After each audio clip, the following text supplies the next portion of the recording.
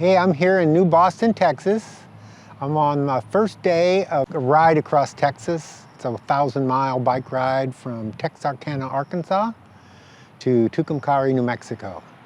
And I've completed about 40 miles so far. And so you're riding in this ride, Rich? Yeah, this is the, I've ridden this event several times. I've actually made it to Tucumcari 4 times, and I've failed to make it to Tucumcari even more than that. So I'm giving it another go, because I want to get her done one more time. How do you feel this time? A little undertrained. I may have to do some of my training on the route, on the course, you know. So I've got some workouts on my Garmin, might be doing some descending intervals on some of the days just to, you know, build my strength and stuff like that. But seriously, I'm not in a real hurry to get there. I'm not going to be the first one there, although I might be. Never underestimate the power of attrition. But, you know, if I have to take a 0 day, I'll do that. More likely, I might take a half day, you know, just so I don't blow up and give up. That'd be bad. How far are your distances? When you say a half day, what would be? Oh, so here's the deal. So what I have discovered since the very first time we did this, the first event was in 2014, and I participated in the first event in 2014. And that year, you know, nobody knew it could even be done. Spinistry had created this route. At that time, it was only 900 miles. And mostly unpaved roads, you know, dirt and gravel. And we didn't really know it could be done. But he sort of had set it up. To make it easier, he offered to haul our gear for us. So if you didn't want to load down your bike with your camping gear, he would throw it in the back of their truck. So we had rendezvous points. And so that sort of established the cadence for what we now call the stage race.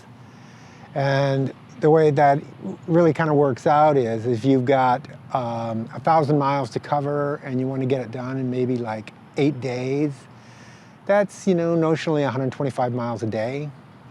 Places to stop, there's not that much granularity, so you kind of take what you get. So the first day to Paris is like 140, and then the next day it's 135 to Denison, and then go on to Henrietta, and that's another 140-ish day. Then 100 and something to Vernon, 100 to Childress, 100 to Silverton, whatever it is to Vega, and then 140 from Vega to Tucumcari. So that sort of sets the 8-day pace.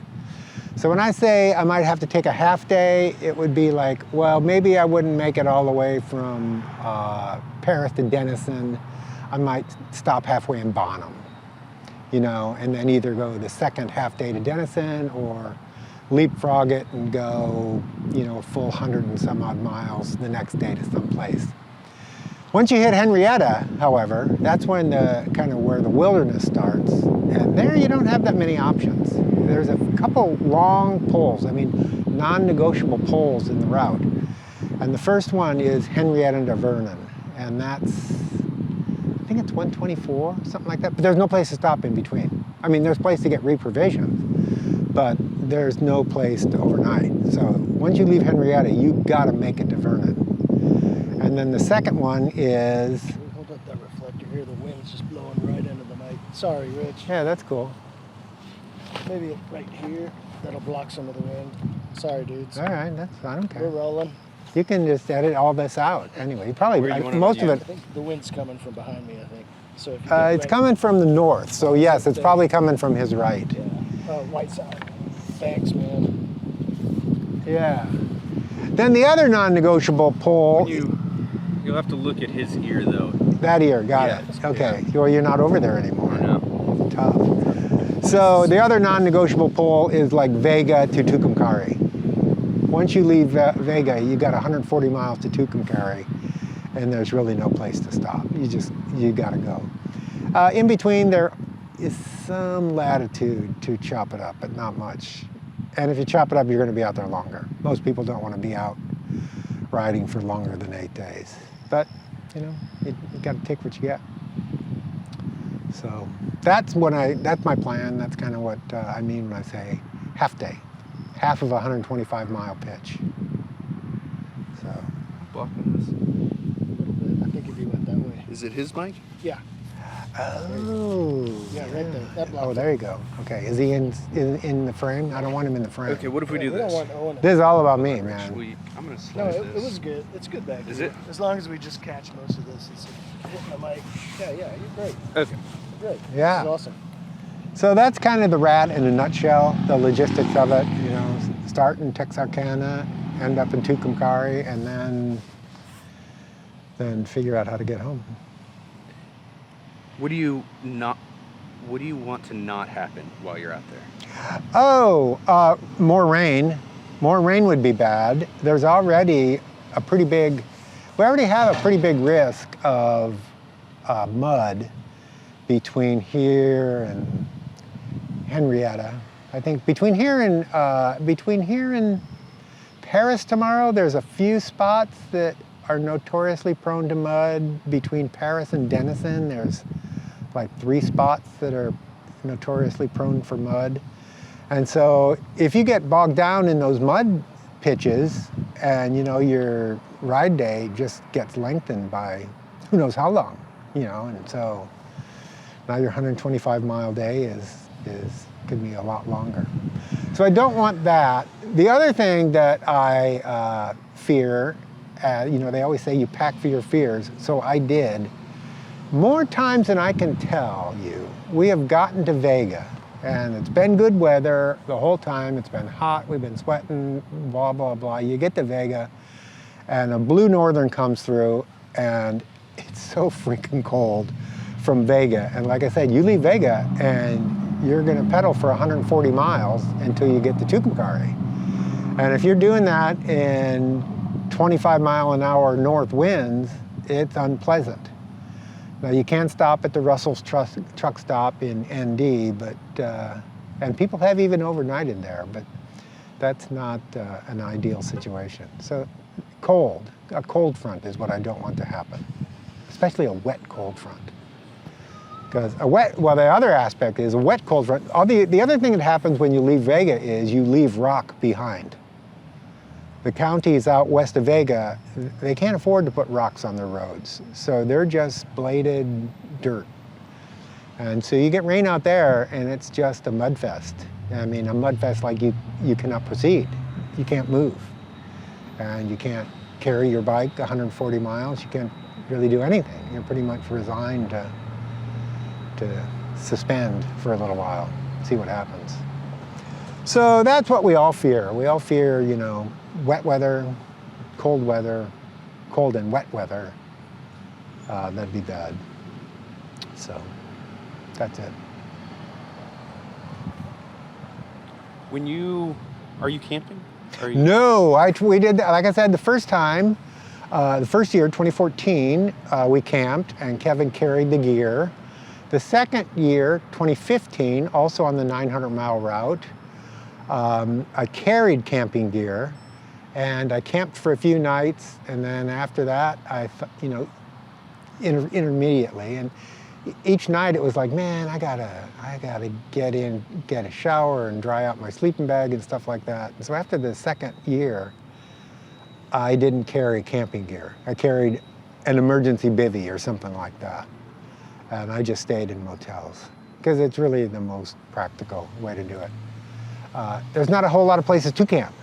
It's not like you're on the Tour Divide and you're going 2,700 miles through national forest land where you can just wander off and camp any place you want because it's free dispersed camping. Here it's pretty much it's all private land, and so you're not going to camp in the bar ditch. If you do camp in the bar ditch and Farmer Brown comes along and he sees you camping in the bar ditch, he's likely going to roust you out and say, hey, this is my bar ditch, keep moving. And you're not going to go on the other side of the fence into his field to a shady grove to camp in, because that is trespassing. So I just found camping to be a little too impractical and kind of a little more unpleasant than I was willing to bear. So this year I'm not carrying anything. I'm carrying this kit that I'm wearing, and I got a pair of board shorts and a Tech Tee in the back of my bike in that seat bag, along with my cold weather kit, a 40-degree kit, and that's it. You know, I get to a motel, and if I have to go out in public in the motel, I put on my casual clothes. If not, I just hang out in my room and try and relax. That's the approach I take. Other people take different approaches. You'll learn about those, I'm sure. So that's that. All right. Give me 1 sec here. How we looking, Nick? Looks great, man. Yeah? Rich, you're awesome, man. Yeah, thank Well, you. I'm here. It's more than we can say for the other guys, huh? These other guys, huh? Yeah, they're not even here. Think about it. Did you guys bring snacks? We will have snacks on the road. Okay, good. What kind of, Whoa, no, you can't do that. On the route, that would be support. That would disqualify anybody you gave a hand up to. It's good to know. Yeah, don't do I that. won't even buy them. Don't do that. But if you're in neutral territory like New Boston after the end of day one, or at any of the overnight towns, of course, So, your hospitality. I don't know. You better check with Kevin. Kevin. Are you going to be at Paris tomorrow night at the Paris at the Eiffel Tower where his shindig's going to be? There's a shindig. Okay. His festival vibe, yeah. Okay, cool. There's an opportunity for people to camp there if you want. Kevin's bringing dinner, and he's bringing stuff for breakfast the next morning. Whether people camp or not, I don't know. I'm getting a motel in Paris, as I told you earlier. That's my MO. In fact, you know, that's funny because in several prior years, I didn't carry anything except for a little bivvy and a sleeping pad specifically for the overnight in Paris. Because there was always a group overnight in Paris. And you know, you didn't want to be rude, so you wanted to hang out with them. And it was usually indoor sleeping, but you know, you needed something to sleep on. So, you know, you're carrying a bivvy bag and a sleeping bag and an air mattress for 1,000 miles to use it one night. Right. So I'm not even doing that this year. So I'm not camping in Paris. I feel bad about that, but I'm going to hang out with them and cheer the riders in as each one of them get in. Any of them that get there after me, I will cheer them in. And since I got a 40-mile head start, I'll probably get to Paris before at least some.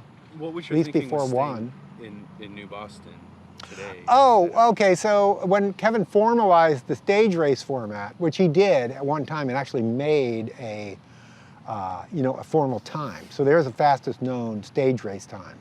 He set it up this way. The stages start in New Boston.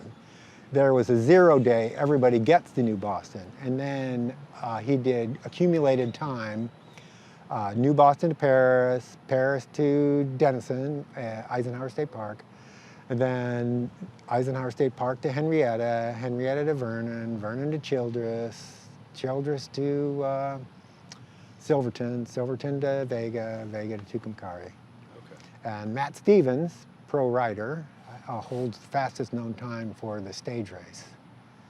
Yeah, and I don't remember the year he set that, but he tore it up. It was, by the time I pulled into any of those towns, you know, he was already relaxed, massaged, getting recovers.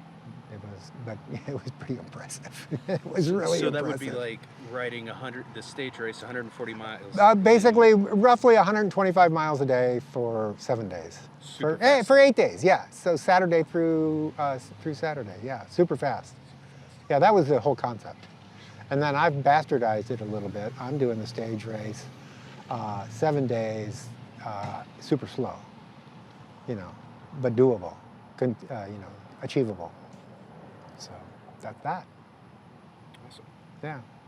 Great. Because you know, the one thing I've discovered, not just personally, but I have discovered this personally, but also observing people. A lot of people don't finish the course. It's a really rough course. And a lot of times it's because they get to Vernon and it rains on them and they can't proceed. It's just too muddy. But also a lot of times it's because they fall behind their ride plan. And so I've come up with a saying, it's like, the course doesn't stop riders, deadlines stop riders. So they have a ride plan in their mind. I got to make it to this town by this time to get whatever their personal goal is. And if they don't, then it's like, I'm not going to make it, I'm out. Or more often, it's like, I got to get to Tucumcari on this date because I have to be to work, 36 hours later. And they do the math and they say, I'm not going to be at Tucumcari by that time, so I'm out, and they withdraw. And then, like I say, a lot of times it's because they get to Vernon and the roads north of Vernon are unrocked and muddy, and they'd have to wait 2 or 3 days. Which could happen to us today. There may be some unrideable pieces of road. Looking at that storm as it came through, it seemed to have swept the entire Red River Valley. So I don't think there's any, maybe west of Henrietta it didn't impact as much. I hope not, because like that's where the rock runs out. But who knows? Denison to Henrietta though, the roads are pretty good. Those are pretty civilized, wealthy counties that put a lot of rock down on their road. So we'll see. Anyway, I was quite pleased with today's route. I was kind of apprehensive. I took the Amtrak up yesterday and then rode from Amtrak up to the hotel. Amtrak didn't get in until 9 o'clock or so. I get to the hotel. And the whole time I'm thinking, man, the route starts heading out of Texarkana, and it goes north down into the Red River bottomlands.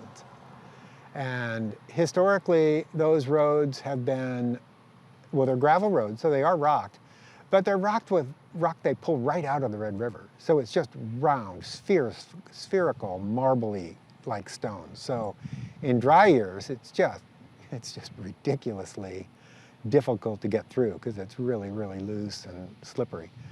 And all the time today, I was thinking, shit, there's going to be standing water down there, and who knows what I'm going to encounter.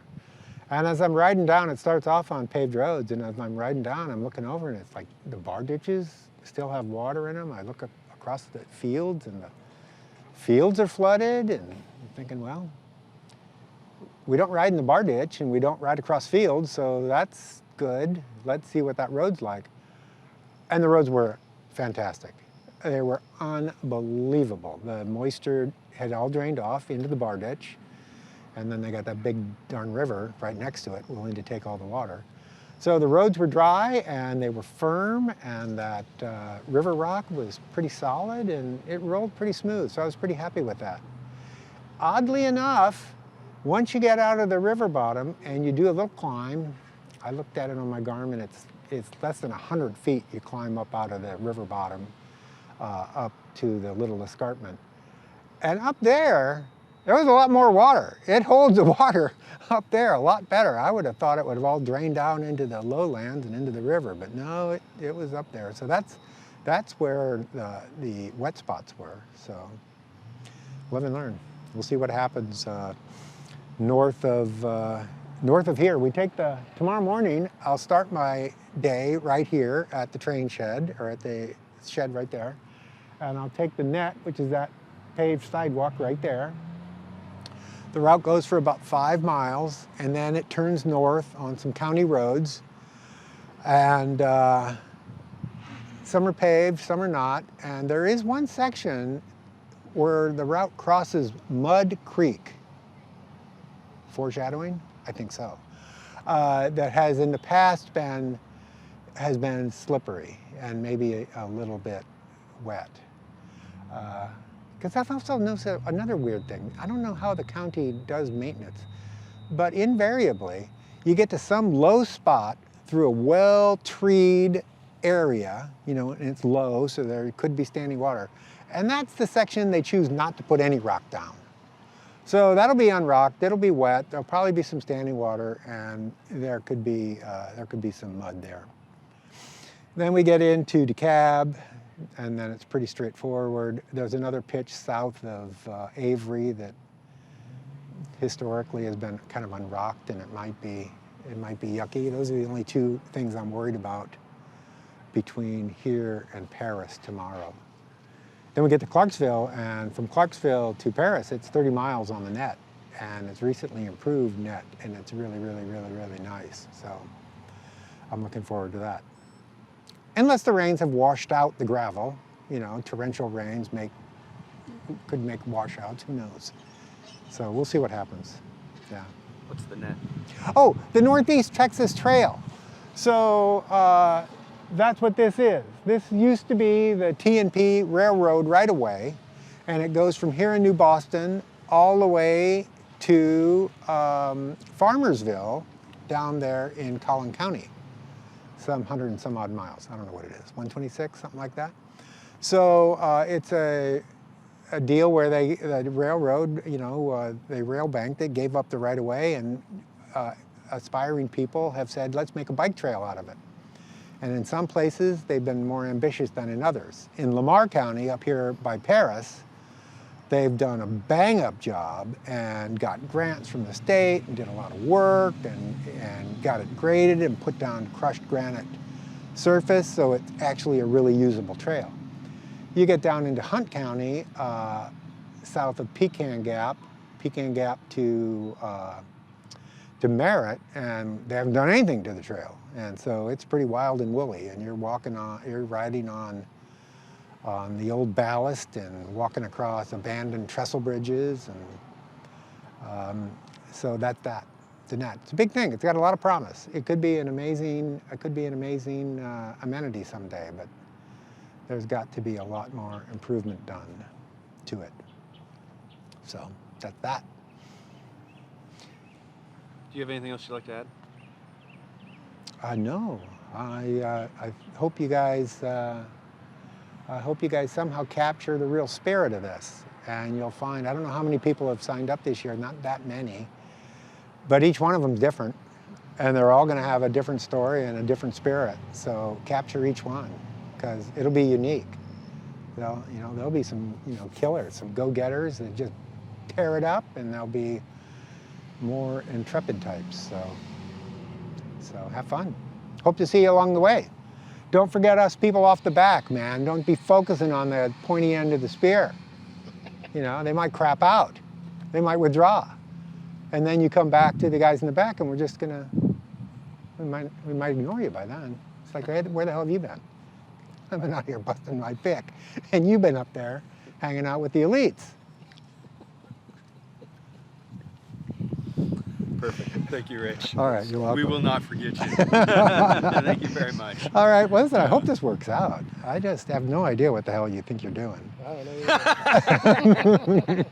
don't know. Well, sometimes that's the best thing. All right, Yeah. okay, cool. Yeah. All right, good. God, thanks. Thanks I'm gonna for grab that. inviting me down. I'm gonna grab this. Oh one. yeah, because I don't need it Thank you, sir. anymore. Appreciate you. Yeah.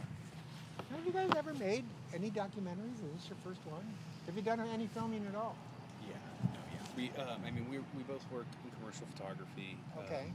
Nick has more experience on the commercial side of motion than I do. I have experience in stills. Uh-huh. We have both made probably two films together. Okay.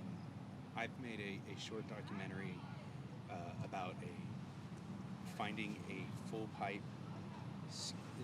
My buddy was a semi-professional skateboarder. Yeah. So we went down to Costa Rica, and there was a full pipe down there that he wanted to skate. So we Yeah. went into the jungle to go find it. We didn't find it, but great story. Great was my first, and that was one of those that I just kind of stumbled into. I was just filming my buddy, but when I came back, the footage laid out perfect. And where do you live? You live in Denton? I live in Dallas. In downtown Dallas. And so between Dallas and Costa Rica, how many full pipes do you think you passed by looking for the one in Costa Rica? None that were in a jungle in Costa Rica. Yes, Okay. absolutely. All right. Well, that's cool. But yeah, so that's kind of where it's All right. Okay. And, so UCLA Film School. And Totally. And then this. That's it. That's how it works, right? Cool, man. Thanks, Rich. Welcome. Here's your. What? Oh, I should take my gloves with me. All righty. Well, we will see you out there, man. Okay. Now you're gonna go meet some people in Costa Rica tonight. Yes. Yes, we've got. Do you have that lined up? Who are you talking to? Yes. Oh, good. He's a vet. Yeah, he's a vet. You're gonna like him. He's a great guy. Yeah. We all actually work in the same industry. I met him through a work buddy. Oh, I didn't know that. Oh, okay, cool. And then Levi. Levi McCoy? Yes. Yes. I tried to get him on the phone before everything. A funny story about Levi. So Levi and I rode the 2014 rally.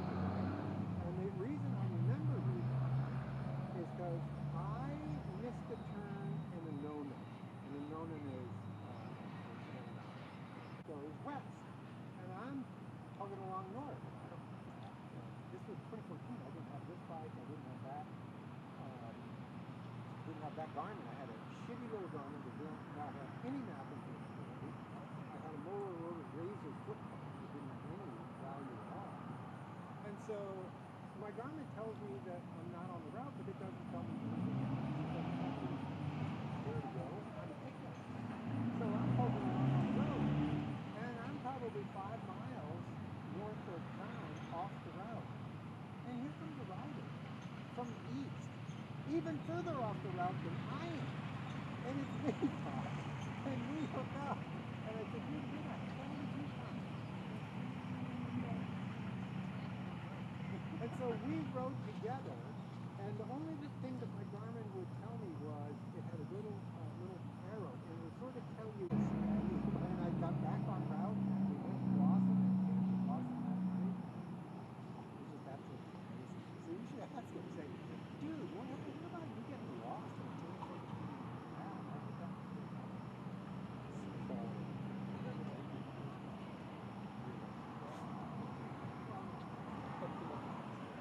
Yeah, Levi's really nice.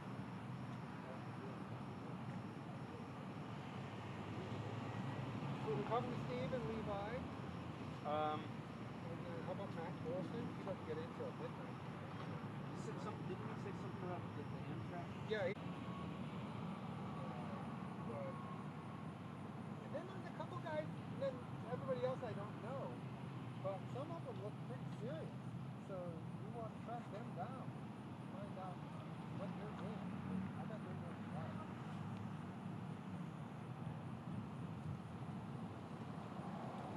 Not everybody can be logical.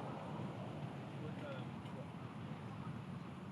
saying some people seem pretty scared. Brings them in the cooler, and then he warms them up, in hot water, which I guess is what sous vide means.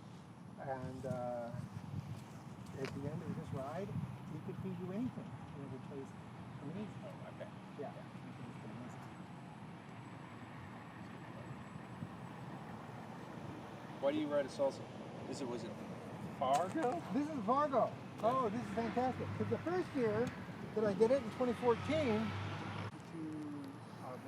cyclocross tires, and they weren't set up tubeless, but I did have slime tubes inside of them. Okay. But you're right. So it's a higher pressure ride. So Yeah. it was really on there today. I focused TSA. It's you follow the route. You have the route, so you can follow it somehow. Yes. You guys know how to navigate? Oh yeah. Yes. Here's our navigator right there. Okay. You want that route. Anyway, you backtrack on the route, Mm-hmm. and there's probably ways you could shortcut to get to it, but the easiest way is just follow the freaking route. Yeah. And it's about 10 or 11 miles from here Okay. on the route. On the route? Yeah, so if you just follow the route, Yeah. you will eventually find it. And it's just all covered in water? There are two pieces. I'm coming from the north, of course. So there's the first piece, it's like, 10 yards wide. And I get there with some trepidation. And the water was clear. Nobody had ridden through it yet. So I could see through it. I could see the bottom was rock. So I just pedaled right through it. And it was great. It wasn't very deep. And then I'm poking along. Everything's fine. Then I go around the curve. I get to the next one. And it's like, holy shit.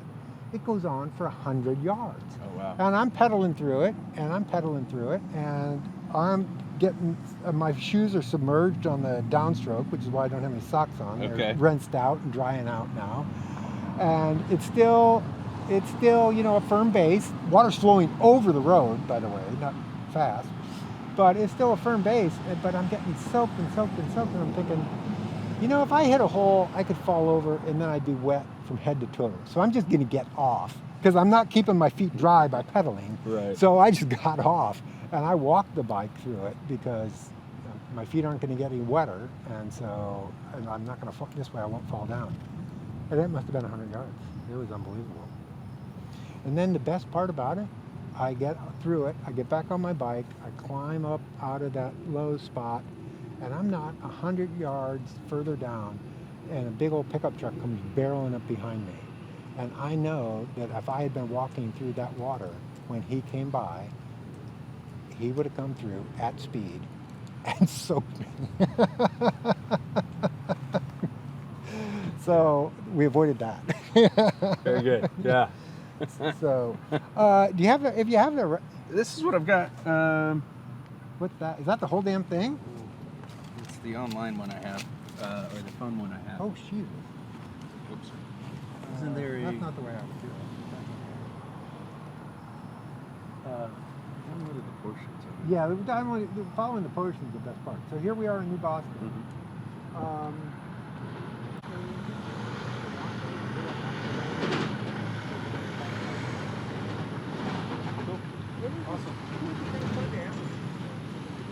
Yeah. You know, Yeah. Absolutely. and some of them will cut right through it. You know Yeah. they will. They Just just mob it. they'll just get at it. Uh huh. Cool, All right, man. I'm gonna go eat Thank some you. dinner. Have a good evening. All right, hope to see you again. Yes, sir. Well, Will I'll do. see you tomorrow. Paris Soon. tomorrow night. Yeah, for sure. Wait for me. Okay. Okay, guys. Bye. Bye, Nick. Bye. Thank you. Thank you.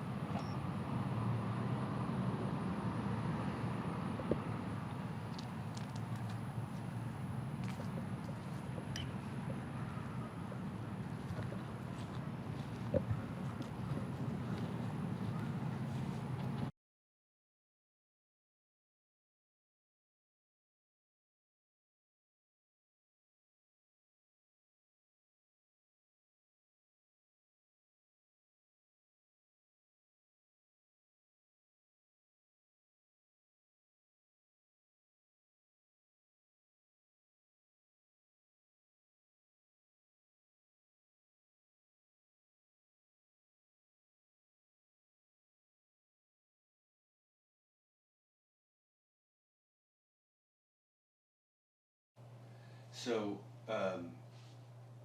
you're riding 1,000 miles across Texas. What drives you to do something like this?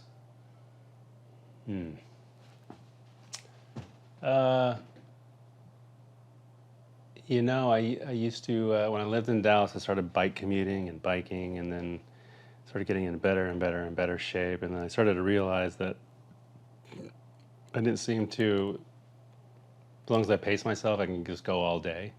And so I started looking for, endurance things to do. And then I started doing little rides for myself. I'll ride out to 130 miles and then ride back, camp and come back. And then I did a 200-mile nonstop bike ride, and I did that. And then then I just found this. I was like, okay, this is kind of in my neighborhood. It's 1,000 miles. This looks like fun. I'm going to do this. This will be my third time. This will be your third time. Yeah. What were your first? What was your first year? 2018 was my first year. It was very wet, rained a lot.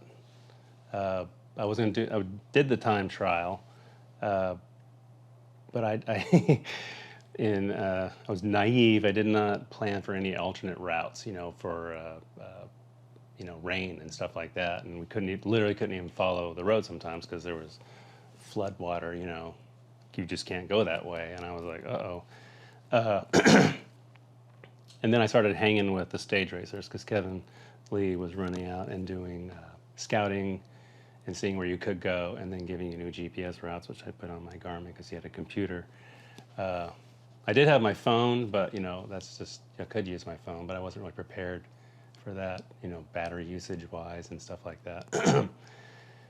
Wait. So you had to pick up route information from Kevin's computer? Yeah, he was redoing GPS routes on the fly, depending on where you could and couldn't go for the stage racers.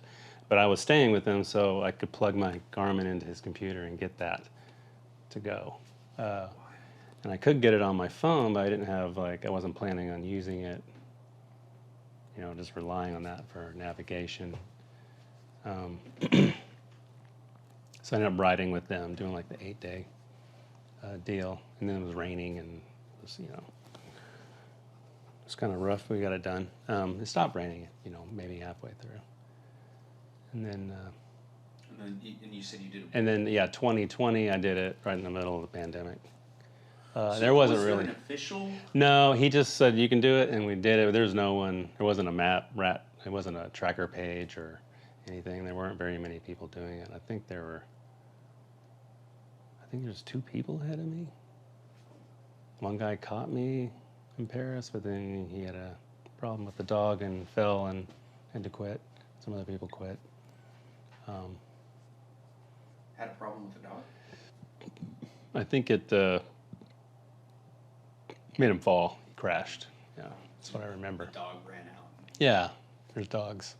Sometimes they get in front of you. They do weird stuff. Like you gotta be not so much getting bit, but sometimes you start doing that. They cross in front of you, and you're like, oh, you hit one or have to do something weird. I never thought of a dog as a. Yeah, I've clipped one before. There's a regular on where I live, and he just suddenly went like that, and I turned, but my wheel hit his back end, and it made my wheel do that, and I went down on the road. Wow. Yeah. That's sketchy. Yeah. Damn dogs. Yeah. So, what kind of projections do you have for this year? Well, I always make race plans, but they've never worked out. Sounds about right. That's what I learned. You got to be flexible. But I'm hoping I can do this. Maybe it's somewhere in the 5-day plan, but yeah, I don't know if that'll happen. But we'll see. So I'm planning on doing, Bonham to Henrietta to Childress to Vega to the end. But we'll see how I feel. I mean, it might not work out quite like that. How many miles a day is that? It's like 220-ish the first days, and then a longer day to Childress, and then I can't remember the last one. It's kind of like that. The last day is kind of shorter from Vega to the end. It's like maybe 140. There's only certain places I'm going to do hotels, so there's only certain places. There's big gaps where there isn't anything like that. So sometimes you just get tired and you lay down and sleep. Side of the road. So, what is laying down? I mean, we're not really talking camping. What does laying down and sleeping look like in something like this? Yeah, so when I've been really, really tired and felt like I can't go on anymore, I just stop and I pull out I've had to put on warmer clothes. I can do that. That's pretty much all I have is warmer clothes. And I have an extra large Mylar emergency blanket. I just kind of wrap up it and lay on the ground and sleep. I have a bug net for my head if I feel like I need that. That's it. Yeah, if you're that tired, you just pass out and sleep. I've done it before. Yeah. The first time, actually, I got stuck in mud. And I got down to a bottle of water. It was clay road. It rained a bunch. And I was running out of water, and I didn't really know. It was kind of loopy. I was really super tired. I was getting brain fog. And I decided just to stop. I had that one bottle left. Wait till the morning. That's when I just slept in an emergency bivvy and just laid in a little patch of grass I found. So the way you're doing this ride, I mean, supply management's a big deal. You said you had one bottle of water left and you're feeling loopy. Yeah. Are there certain things you look for when you're? You try to plan. You look at where I've got like a cheat sheet of which cities have all amenities, which usually includes it's hotels and 24-hour gas station is really what food and water and sleep. And then there's certain places they don't have hotels, but they have a 24-hour gas station. So you got to know where those are, because then there's some cities where there's nothing. So I have little notes like 40 to the next 24 or 60 to the next 24. So during the day, it's not a problem, but if you're riding way into at night, past 10 o'clock at night, some towns don't have 24 hours. You need to know where those are. How long do you think your days will be? I'm thinking 19, if I'm going slow, to 21 hours. Yeah.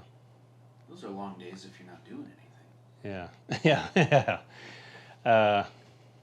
This bike's a little faster than the ones before I rode. I was on a 29 plus. I didn't see anybody else doing that, but it's very comfortable. I think comfort is a big part of going the distance. Like if you're hurting, it's really good. It's highly discouraging to keep going. So with this bike, I have the suspension seat post, suspension stem. It takes a lot of it's got faster tires now. I run them a lot harder than I did before. So they roll really good. Single speed, I'm able to do 12, 13, unless it gets really hilly. That's a nice easy pace, unless I'm going uphill. What why did you pick the soles of Fargo? Number one, I kind of wanted to do a belt drive. When I saw them and started getting better, I was like, they had a split frame, and it's good at this kind of. These bikes are good for this kind of stuff. You can put in multiple stuff on the forks. You can really pack it up.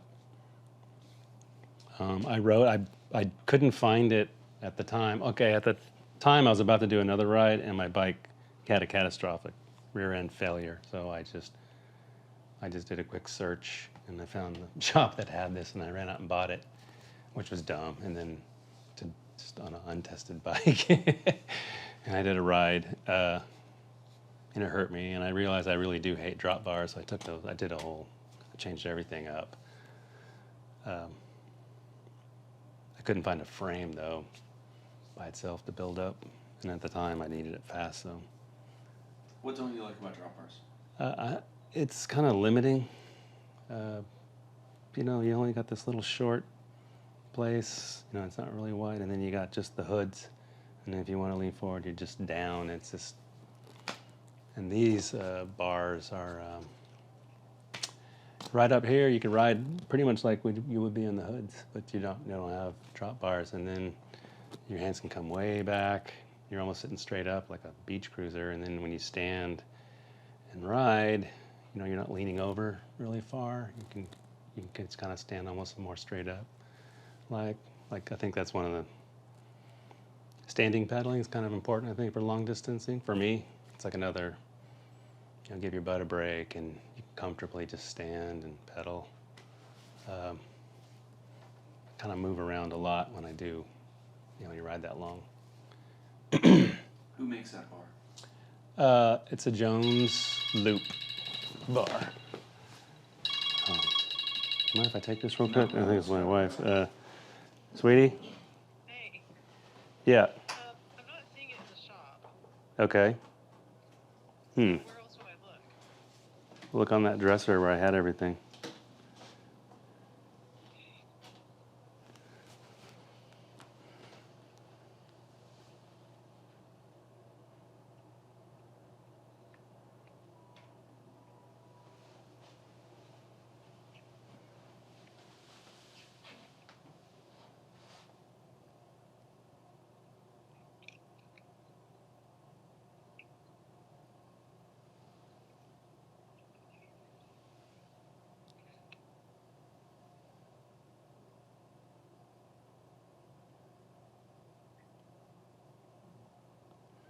There's a battery. No, it's not here. What about the porch?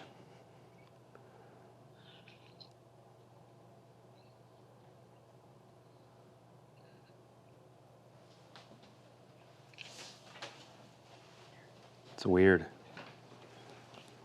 No, I mean, it's not on the ledge. It's not.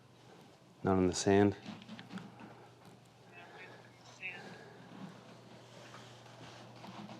No, it's not. And when you went in the shop, you looked all over the table. I mean, their table is like I know. completely chaotic. I know. But it's just, there's nothing there. Like, it's just a bunch of shit. It's just like some mints, tools, and shit. Like, there's just nothing.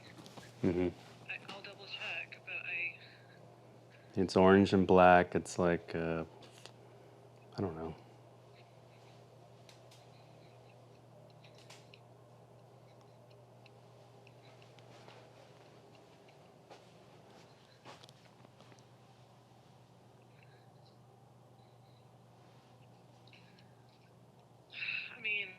of scissors.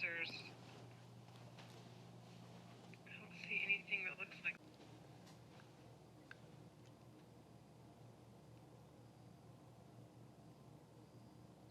I mean, I don't know. Okay, so your work table. You're talking. Which one are you talking about? You're talking about. Look at both of them, but it's the main one with the bike stand attached to it. With the bike stands.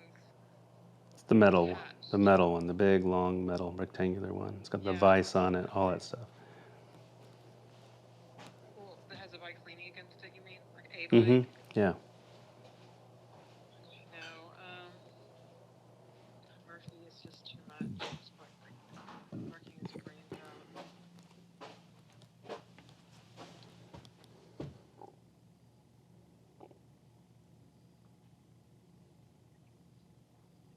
Okay, well let me look around the house, I guess. I don't Okay. know. Okay. Yeah, I'll call you back in a little bit. Okay, bye. All right. Bye. Weird. Do Other point. you want to do that? Your race and your safety is way more important. Well, it's all right. I mean, she's got other stuff to do. She just got home. She's got to feed the horses and the dogs and chicken, or check on the chickens and all that stuff. You live on a farm. Yeah, Cool. sort of. Okay, where were we? We were talking about the bars, talking about the bike. Yeah. Um, Yeah, so the bars, like your main grip would be here. You can come back, then you can come forward, kind of right here, almost like that. And then you can even just lean across here. I just got rid of the, I had been using arrow bars. And I just got rid of them. you didn't like them. Kind of simplified it. Didn't really need them with this because I've kind of find it, it's more of a lazy crutch for me. The arrow bars are. Yeah, you kind of just lean on them. You think, oh, I'm going arrow, and you just stop riding as fast. And I don't know. It's also a dangerous place to be leaning, like when you get sleepy at night.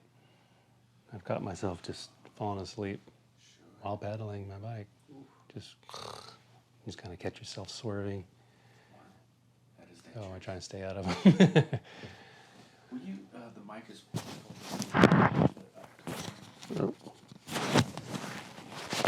Oh, I see it flipped around. There we go. Yeah. Oh, okay. Yeah. Okay. So,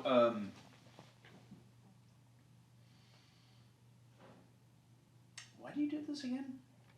I do it for fun and to see what I can do. And, you know, I like seeing the sights and I like riding my bike. Love riding my bike, yeah.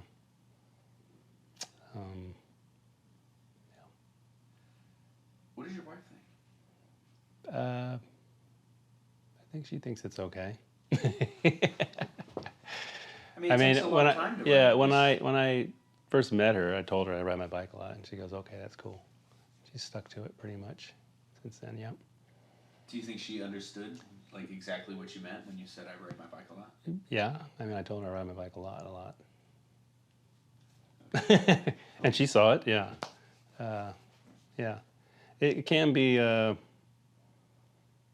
training can be and doing these can be like a selfish endeavor, you know. I try not to take. I probably could have trained a lot more, but I didn't. I do have a lot of me time because she's a flight attendant. So when she's out, I take advantage of her not being there and do a lot of more bike riding, and then I reel it back when she gets home. So that works out pretty good. Get my miles in, and on the weekends, you know, you have to do long rides. So I try and get up super early.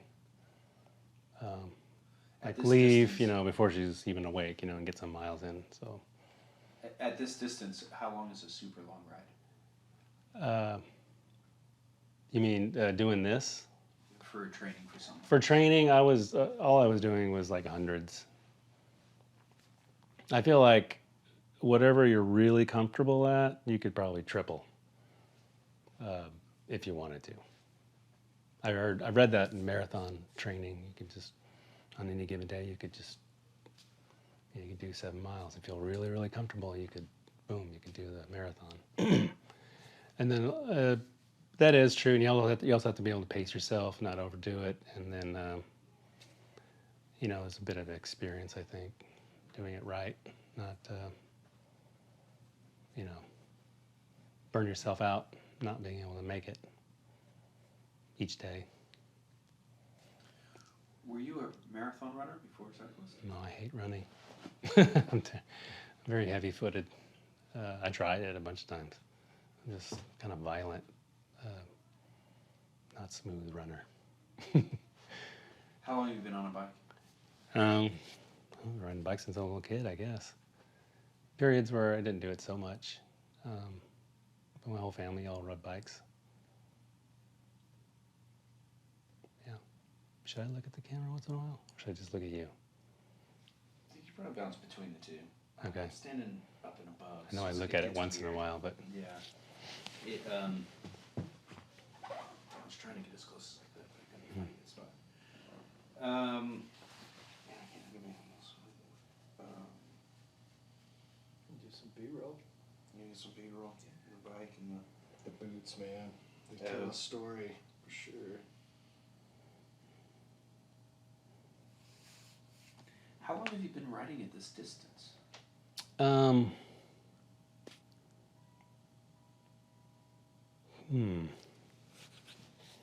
Well, you know, I'm not sure when I started all this.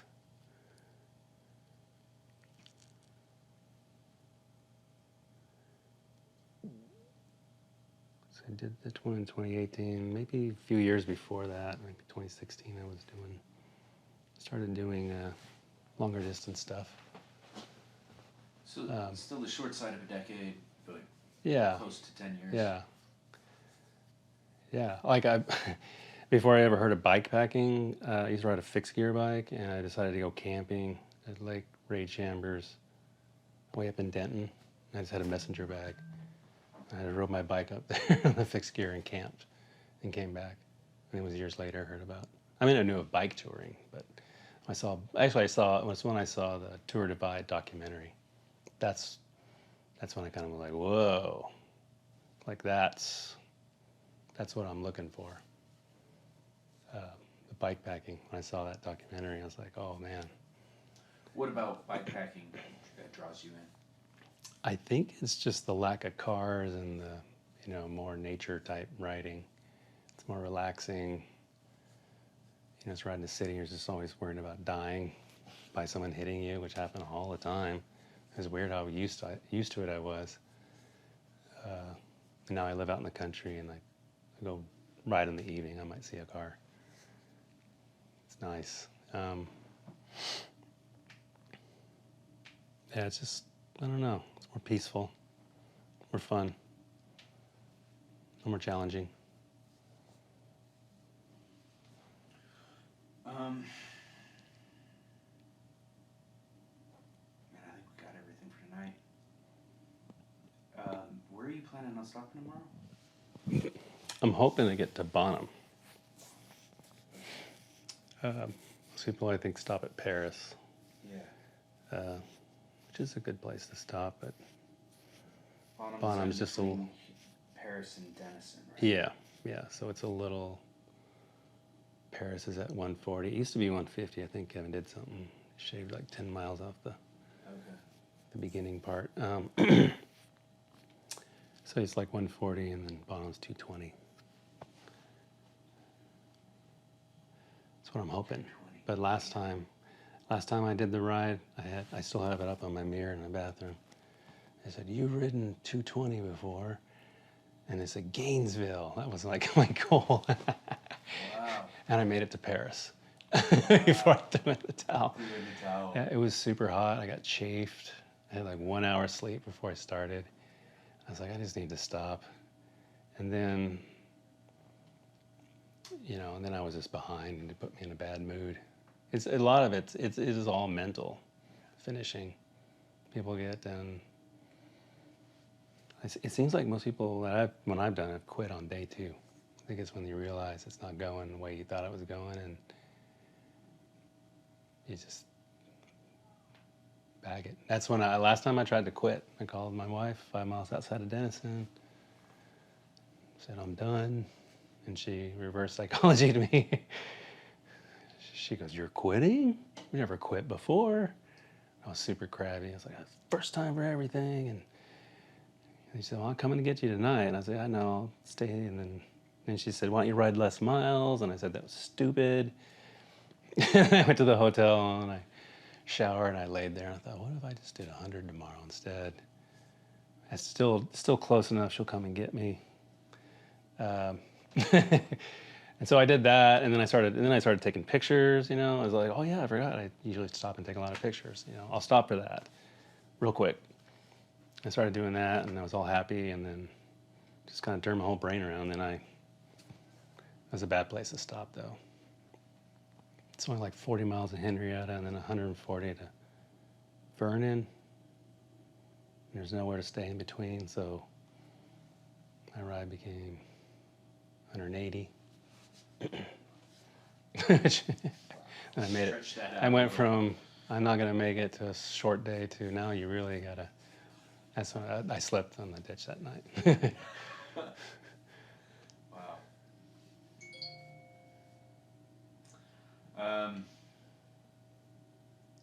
All right, man. I think we're good. I think we've taken enough of your time. It's been about 45 minutes, and I think I promised 20. All right, yeah, cool. Yeah, man. Thank you. Yep. Appreciate it. Get some sleep. Good Serious. All luck. right. Well, I hope so. Man. Yeah. We'll see you on the road. I Okay. hope you find your GPS thing. Yeah. You guys just shooting cameras? Are you running drones or? We're gonna try All to of it. tomorrow. Yeah. Yeah, there's a little spot out. We're gonna try to run a drone. We'll see you at the start, and then there's some follow stuff. Nick spent the past 2 weeks figuring out how to mount this camera to the truck. Okay. Got this big cool fucking. It's rad. So we're gonna try some of that tomorrow. Hopefully the camera doesn't fall out. I'm just kidding. It won't fall out. It won't. But Put it on shitty rigs. Like west. shitty rigs. I love shitty rigs, man. So that'll all happen west of Bowie, and I think that'll take us into Paris. And then what? There's some sort of something event, small event at Paris tomorrow night. Well, I Film that like where the for the stage party. Yeah. the Oh, stage okay. race. yeah they usually have like big camping at the fairgrounds, and Yeah. I don't know if I'll stop there this time. Get caught up in all that stuff and it slows you down. But I stopped there before because it's like a what do they call it, a neutral place or something where Right. anyone can stop and eat and hang out. Hang out. You can. Yeah. It's not considered. Rich was telling me that I cheating was or talking whatever. about how bringing sodas and handing out sodas and pickles on the ride, and he was like, Yeah. "No, that's cheating. That's Right. supporting. Yeah. You can't do that." Yeah. Good point. You Okay. can be a trail angel, like a random person shows up. So that's accepted. Yeah, but I'm not sure what Yeah. that means because people follow a race. Like I got to Vernon, and the guy just popped out. He's following my dog, and he goes, "Hey man, hey, I'm gonna take you out to dinner." And I was like, Cool. All right. I was like, I'm just gonna. I just gone to Walmart. I was like, Sure. I don't have time for dinner. Then I thought, is that acceptable? And I found out Right. it kind of is. Okay. Like a random person can Can help you. want to buy you dinner or something or give you something. You can. It can't be like your friend or family Sure, predetermined. set up. Here's the waters. You can ride light. That kind of stuff. But if you're out there riding and somebody's like, "Here's a beer," you'd be like, "Thanks." I man." think that's acceptable. Yeah. Sure. Okay. That hasn't happened, but That hadn't happened. Cool, man. All right. Well, yeah. Thank you again. Yeah, for sure, man.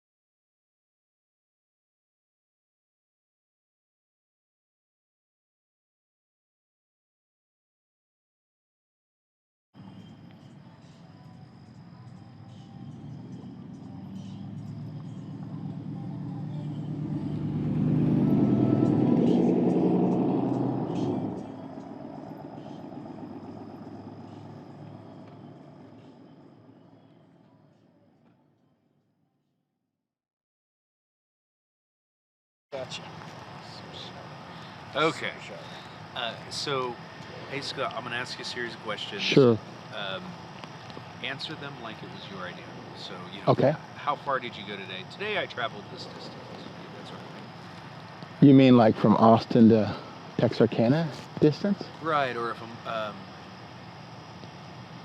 like if I'm, what kind of bike do you have? Okay. I have a salsa. Sure. Right. I Sure. ride a salsa. That sort of thing. Just Gotcha. more or less repeat. No worries. Okay.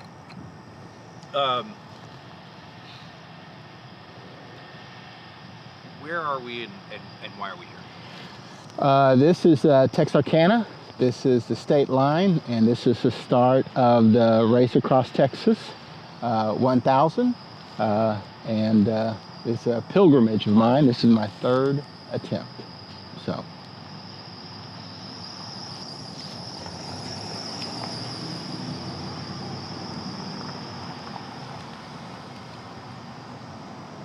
I've never seen this place during the day. It's always been at night. So I always get off the train, which is about a mile away, and Amtrak's really good. It's my preferred form of transportation around Texas because I can put my entire bike roll on with a reserved spot. So from Austin to Texas, it's a bit of a journey, but it's really nice. Can you put the mic in front? Sure. Hear a whole lot of. Yeah, beautiful. Thank you. All right, sure. Okay, we were talking about how you rode the Amtrak up from Austin. Right. It's about a 12-hour journey, and half of it was filled with University of Texas alumni going to the OU Texas game.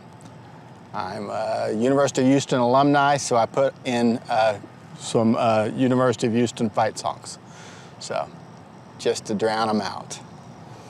I failed, but it was good. It was a good trip, and I'm energetic, looking forward to actually finishing the ride this year without too much drama. So, And which portion of the ride are you doing this year? I do if anyone knows me, I don't do halvesies. I do all of it. So I'll be doing the full 1,000 miles, all the way to Tucumcari. And it's the stage race. It doesn't have to be. I don't really. I'm going to let me and the bike decide where I stop. There are some prescribed stops and stages, which I've done in the past. I don't have to define, so I'm good.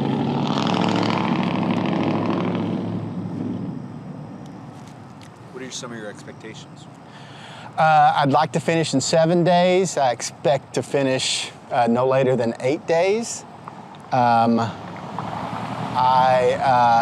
am looking forward to the red dirt area, Pasquana. I'm looking forward to some of the hills that happen after Vega, and just finishing and enjoying the ride. What do you not want to happen? Well, at mile 500, at mile 350 the last time I did it, I sprained my ACL, and so at 500 I had to pull the plug because it hurt way too much. It was not a good idea to ride with a sprained ACL, but that was as far as I wanted to take it, and that was just shy of Vernon, Texas. So yeah. Did you sprain your ACL on the ride, or was it before? It was on the ride. I just stopped and over-rotated my knee. It happened really quickly, and it just refused to go away. So it took me the rest of that day and all of the next day till I said that was plenty. That was all. So yeah. What is your training for this sort of thing look like? Since I live in Austin, I do a mixture of certainly warm rides and some hill repeats. I do a lot of those, just trying to stay fit and not really trying to overtrain or overthink it. This summer was crazy hot. What was Crazy training in hot. the summer like? Well, since I had a component put in, I had a stent put in, the lower two chambers of my heart weren't getting enough blood a year ago. And I found out about that in Colorado. Don't do Colorado if you're on 90% blockage of an artery. It's really a bad idea, which is what my wife and cardiologist said. So, so I've been trying to mix in, doctor-approved training, and the heat was not really a good thing. So I was trying to do my training more in the early mornings or the late evenings and just trying not to overextend myself. But it's Texas, and it's a ride. And I have it on my calendar, and I don't back down. So here I am. So.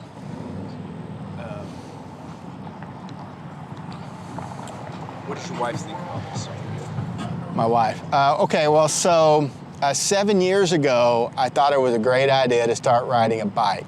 I also thought it was fantastic that I can do just 10 miles.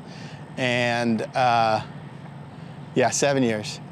And I've done a number of long rides. I've done Unbound, the 200. I'm wearing, this is Mid-South gear. Bobby Wintel's been a great host for me, and I've done Mid-South now for a number of years, and so that's been a real fun time and a real challenging course every year, so it's just I continually try to find different challenges, which is actually one of the reasons why I have this Salsa. It's a Salsa Cutthroat. Just because the map of Tour Divide is on the bottom of it. And that's a goal that I got talked into was Tour Divide. So this is actually fairly close to the setup I'll have for that. A good friend of mine, Hannah Simon, just finished it this year. And me and Russell Pickavance with Cycle East picked her up, and that was a great experience for me just to see that last bit. So, yeah. But yeah, it's a nice setup.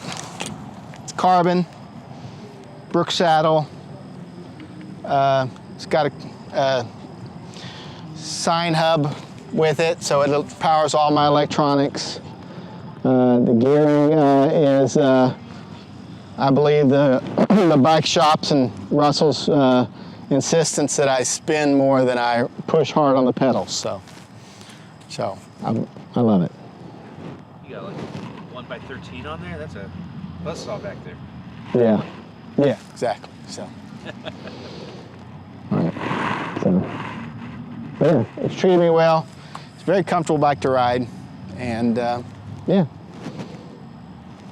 When are you going to do the Tour Divide? That's in June. It's in June. This year? Yeah. Next year. Next year. What year? Yeah. Yeah. Where are we? Yeah. Right. Wow. Yeah. I mean, that on its own is just a... You've only been riding for 7 years? What Just brought- 7 years.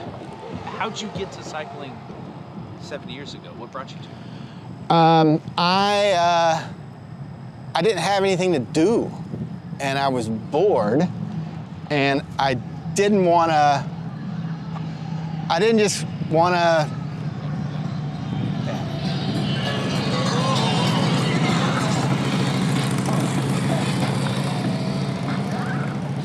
I like challenges in my life, and cycling really fed that challenge in me. And I had someone ask me if I wanted to do the MS 150 from Houston to Austin, and I was like, okay, and that just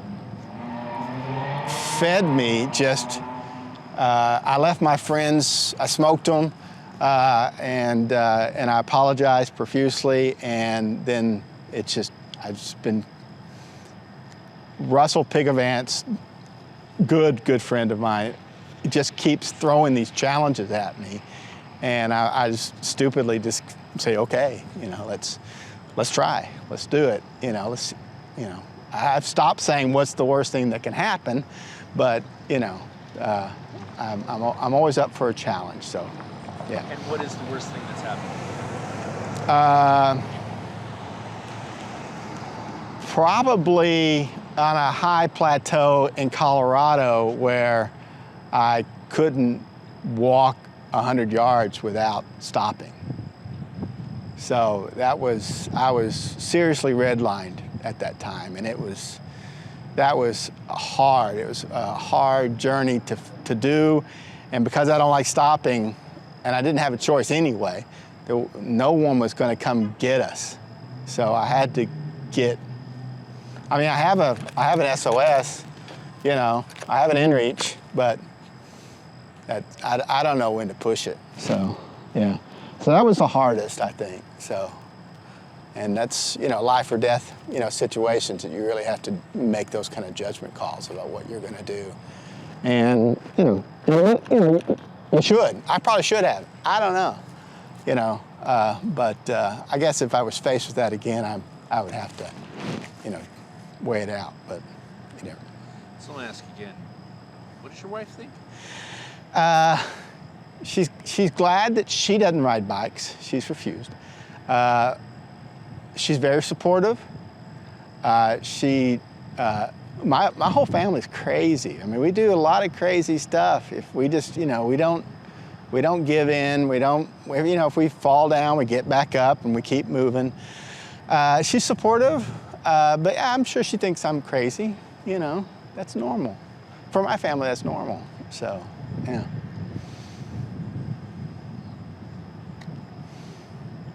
What are your expectations for the rest of the race? I want to stay within myself physically, emotionally, pace myself, be kind to myself, give myself grace for when I fall short of my goals, and just finish, just do it, you know, just enjoy it. There's a lot of country that I've seen on the bike. Riding a bike is the perfect touring speed. You see so much more, you experience so much joy, and if you can train well enough, you can overcome just all the pain that occurs, you know, that may occur out there. So, yeah, that's all. Just have fun. Is there anything else you'd like to say? No, I'm glad y'all are out here. You know, I don't think there's enough content out there that you know, that really, because when I talk to my friends, they're like, God, you're so brave. You're so, you know, I could never do that. And I'm like, I don't understand that. I don't understand that whole thing. And that's, you know, it's either that's the way I'm wired or the way people are wired. That, you know, if there is something that they want to do, I mean, I'll never run a 4-minute mile. Never. But maybe I could train to do, if I was into running, a faster time. So if anyone really wanted to get out and do this, you know, grab a bike, you know, and just, you know, just see, just test yourself. Just find that, where that monster lives, and he may not even be there. You might never, ever find it. But the, you know, the journey is so much fun. Yeah. I think that's all we got. Is there anything else there, Keith? That was really cool, man. Isn't it? Really cool. Could we get a couple of shots of your bike with maybe a little bit more light on it? Yeah. Let's do that. Yeah.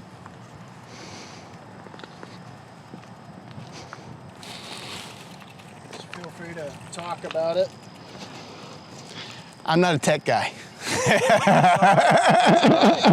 I'm not really a specs guy, but like I said, it's a Carbon Salsa 2019 that it started it started it all for me doing, you know, these really, really long multi-day events. And it's treated me right. I've crashed it plenty of times. There are scars on this. Certainly should not run into rebar towers, you know, in the middle of the night, you know. So headlights are really important. But yeah, it's a really solid machine, and yeah, I have abused it, so for sure. That's what they're for, though, right? Right, but I'm down to 8 pounds of gear, which is really nice. Oh yeah, my scars on the. No, just the detail of the cuts right there. Yeah. So yeah, definitely light on the gear. I'm not packing my fears, which is a good term to think about, and so it's everything I have. All my sleeping gear is here in the Salty roll here from Revelet. Revelet brands are great, and yeah, it's. I don't talk about the price. That's cool. That's great, man. Yeah. You got a jar of peanut butter there. Yeah, that's peanut butter and a spoon is the emergency gear. Okay. Yeah, so, yeah. It's not a must-have, but, you know. There's a lot of jokes between me and my friends about the crazy things that I have. That's not one of the crazier ones, so. What's one of the crazy things you got on you? I didn't bring it, but I'll get it. Vienna sausages are a must, and yeah, because I overpacked on one trip. It was horrible. I had so much weight out in the desert by Davis Mountain that me and Russell were out there just trudging away, and when we finally got to the hotel room when we finished, he was like, "What are you carrying in there?" And it just all fell out. There were Vienna sausages. There were like maybe 2 days supply of food. It was stupid. So yeah, it was. So yeah, that's an ongoing joke that, you know, I have to have a Vienna sausage for, you know, good luck. So yeah, I'll have it tomorrow. I'll pick it up. So, but I'm gonna eat it. So, you know. There you go. Yeah. So, because I'm tired of carrying too much weight. So, yeah. And this ride is actually pretty good. The front end of it, there's a lot of places to stop. It's very trail friendly. Further out, I know it gets more sparse. So, but, you know, yeah. Awesome. Yeah, that's great. Thank you, Matt. Hey, pleasure. Really appreciate you talking with us tonight. Glad you came out. Yeah. And we will see you tomorrow, and probably for the next 8 to 10 days. Can you take a picture of me at the sign? Oh, absolutely, absolutely. For sure. That's a must. Were you on your phone, or you want me to do it on my phone? Send it to you. Your phone sent it to me, Okay. because I'm lazy. Okay. I'm a talent. I'm Would you want in front, right in front, or do you want want? to be right in front. Okay. Because that's actually the start of the race. Okay, let's go. Right there. And if you look at the verbiage, Kevin's like, well, even though we're starting at Crossroads, you have to start here. This is it. Yeah, you have to be here. So I was worried because I was going to go all the way at the Crossroads because I'm camping out tonight at the truck stop. Okay. And I didn't want to travel all the way back in and go back out. Sure. So you might have changed it. You being here might have changed it. That would be horrible. Are you camping the whole way? Nah, no. No. But I haven't decided either though. So. Make it up as you go. I mean, this could be a credit card ride. Yeah. Right. It could turn into a credit card ride. But every time I think about that, I'm like, well, I'm not going to carry my gear. Right. Right. So then, really, I'm just.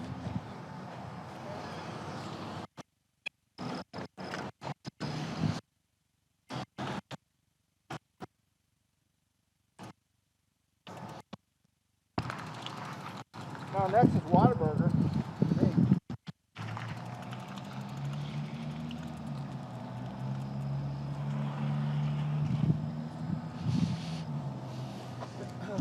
How do you want? You want to shooting back at you? I don't care. Good talent. Well, you're hiding behind the sign. I know.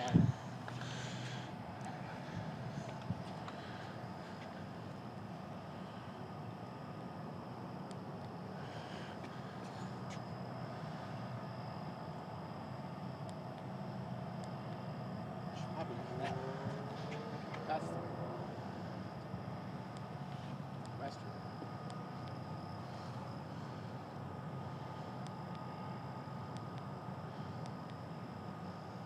Wait for that flag to do something. Hold on.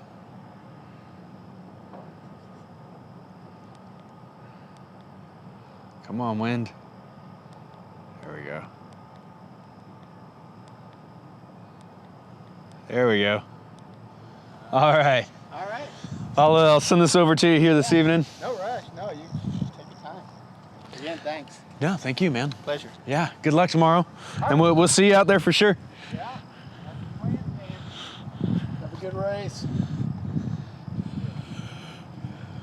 All right. 9:30.